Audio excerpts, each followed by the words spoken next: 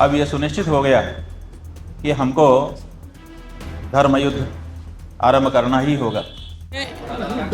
किसी गो हत्यारे की औकात नहीं है कि जो गौ माता को खरोंच भी पहुंचाने का काम कर सके। अपना चेहरा न पहुंचा गया आपसे, आईना बेवजह तोड़ कर रख दिया।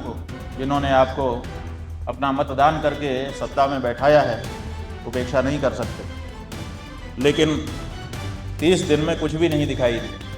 पहले 10 दिन और दूसरे 10 दिन में तो कुछ थोड़ा बहुत जो हुआ था वो कह पाए थे हम, लेकिन इन 10 दिनों में ऐसा कुछ भी सरकार के द्वारा, उनके व्यक्तिगत के द्वारा होता नहीं दिखाई दिया। इसीलिए अब यह सुनिश्चित हो गया कि हमको धर्म युद्ध आरंभ करना ही होगा। कौन गाय के पक्ष में है और कौन गाय के विपक्ष में है, लाइन खींच करके बिल्कुल साफ साफ ये देखना ही होगा। और इसीलिए आवश्यक हो गया कि 40 दिन बीतने के बाद 41वें दिन हम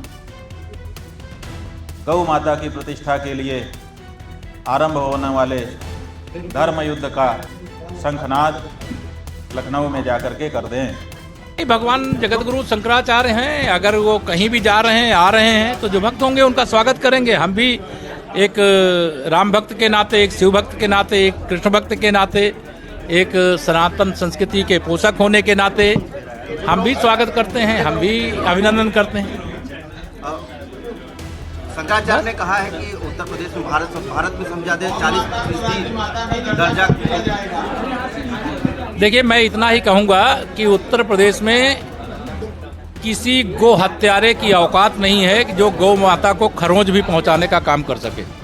अगर कोई गौ माता को खरोंच पहुंचाने की कोशिश करेगा तो एक गो भक्त के नाते, एक गोरक्षक के नाते हमने बहुत बड़े आंदोलन किए हैं।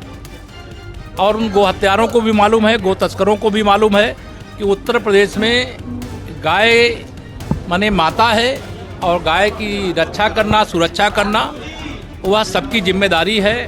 गौ माता दूध देती है, सबका पालन करती है और गौ माता के प्रति हमारी सरकार, चाहे देश की चाहे प्रदेश की, वो एक आस्था रखती है। और हम मानते हैं कि गौ माता के शरीर में 33 करोड़ देवी देवताओं का वास है। धन्यवाद।